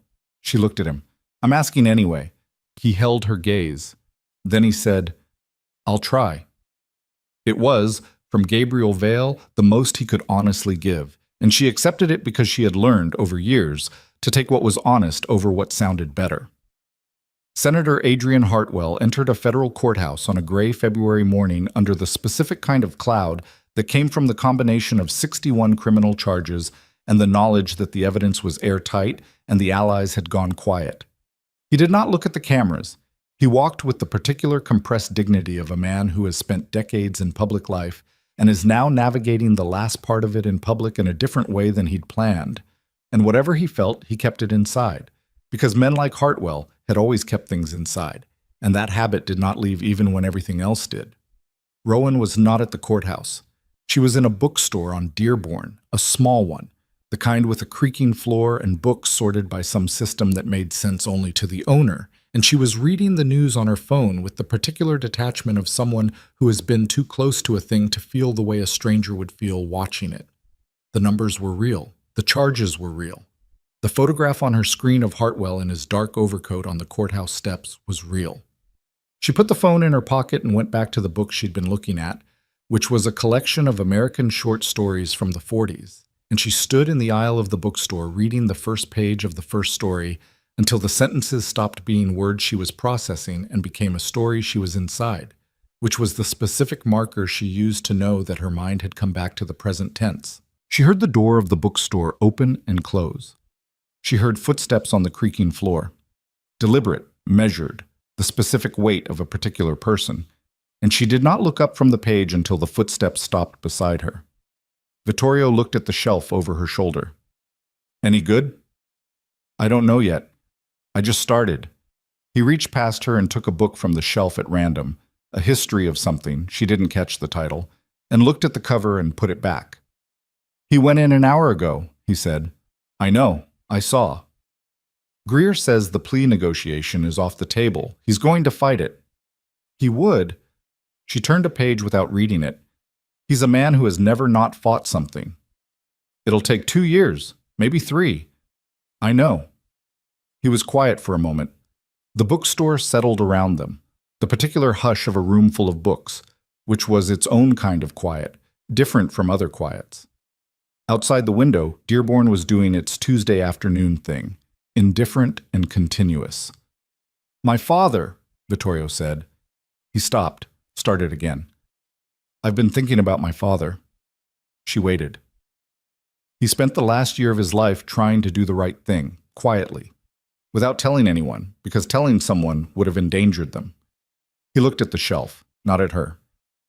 "He was not a good man in the uncomplicated sense. He built things that hurt people. He made choices I wouldn't make." He paused. "But at the end, He saw what was happening and he tried to stop it, and it cost him everything, and nobody knew. Gabriel knew, she said. Yes. His jaw moved once. Gabriel knew. She turned to look at him. He was in profile, looking at the books, and his face had the settled gravity of someone who has come to terms with something and is not yet certain what to do with the terms. He was not a man who showed things easily. She had known that from the first night, from the way he had moved through the restaurant and the way the shutter came down. But she had also learned, over 8 weeks of rooms and coffee cups and cars through a winter city, that showing things and feeling them were not the same operation for him, and that the distance between his face and his interior was smaller than it appeared. "What will you do?" she said. "With the organization." He looked at her then. "Change it," he said. "What it does and how, not immediately, carefully." He paused. "There are people whose livelihoods are built on what my father built. I'm not going to burn it down in the name of cleaning my hands." He looked back at the shelf.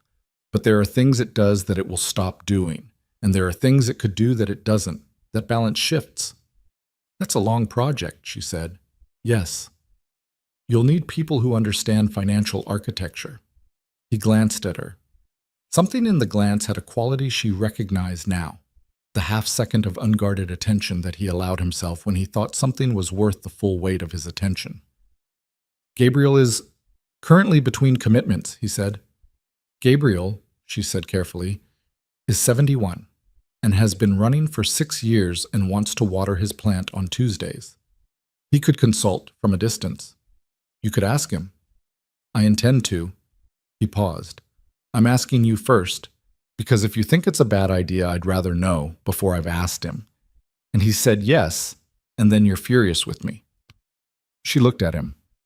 The particular thing about that sentence, the specificity of it, the fact that it assumed she would still be in a position to be furious with him, that it assumed a future in which her opinion of his decisions was something he factored into his decisions, landed quietly in the room between them, the way things landed when they were not dramatic but were true.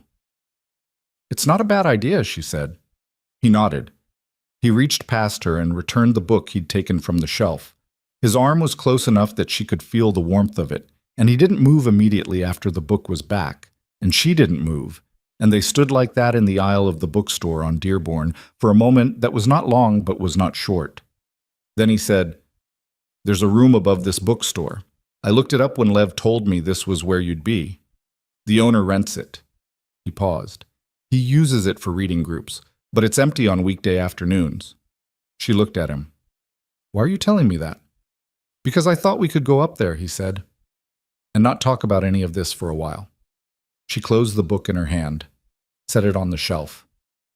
47 charges became 61, she said. "Lev's next briefing is Thursday. Gabriel needs a follow-up meeting with Greer's office sometime in the next 2 weeks." "I know." "There's still a lot left." "I know." He held her gaze. "That's why I want an hour that isn't any of it." She looked at him for a long moment. The bookstore creaked around them. Through the window, the gray February sky was doing what gray February skies did, and the city was doing what cities did, and somewhere across town, Adrian Hartwell was sitting in a room with his lawyers building a defense that would not be sufficient. And somewhere in Lincoln Park, Gabriel Vale was probably watering his plant and reading something and being, for the first time in 6 years, not afraid. "1 hour," she said. "1 hour," he agreed. The stairs to the room above were narrow and steep, and the room itself was small. 4 chairs, a low table, a window looking out over the back of the building toward an alley and a wall with a mural half-finished on it, someone's project abandoned for the winter.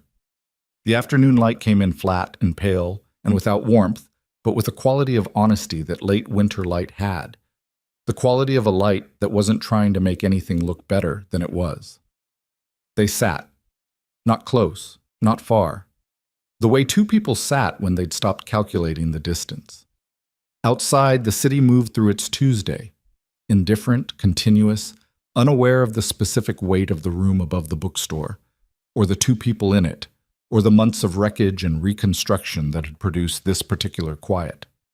She did not talk about Hartwell. She did not talk about the next 2 years of proceedings, or Gabriel, or the organization Vittorio was going to change from the inside, or what she was going to do when the active part of all this was over and she had to decide who she was outside of it. She talked about the short story she'd been reading. He talked about a restaurant in Lisbon he'd been to once, years ago, that had changed since then. She asked about his father, not about the death, just about the man, what he had been like in the years before things went bad. And Vittorio answered without the shudder coming down, without the controlled withdrawal, just answered, quietly and in some detail, the way a person answered when they felt like the answer would be held correctly. An hour passed. Neither of them acknowledged it passing. When the bookstore below them went quiet, the owner's footsteps going back toward the front, the late afternoon settling, Rowan stood and went to the window and looked out at the mural on the alley wall. It was a figure, she thought, beneath the unfinished parts, the suggestion of a form that would eventually be complete. Vittorio came and stood beside her, not quite touching, looking at the same wall. "Someone will finish it," he said. "Eventually," she said. He nodded. They went back down the narrow stairs and into the bookstore, and she bought the collection of short stories, and they walked out onto Dearborn together into the February cold, and the city received them the way cities received everyone, without ceremony, without judgment, without particular interest in where they had been or what they had endured to get here. They walked north. No destination, no agenda, just the direction the street pointed, and the cold and the sound of Chicago doing what it always did. After a while, she felt his hand at her elbow. Not taking her arm, not a statement, just a hand at her elbow in the cold, the specific warmth of a specific person choosing proximity over distance. She did not move away from it. A woman had thrown a wine glass at her in November, in a room full of powerful men, and had told her to kneel, and she had said no, and everything that followed had followed. The charges were real. The evidence would hold.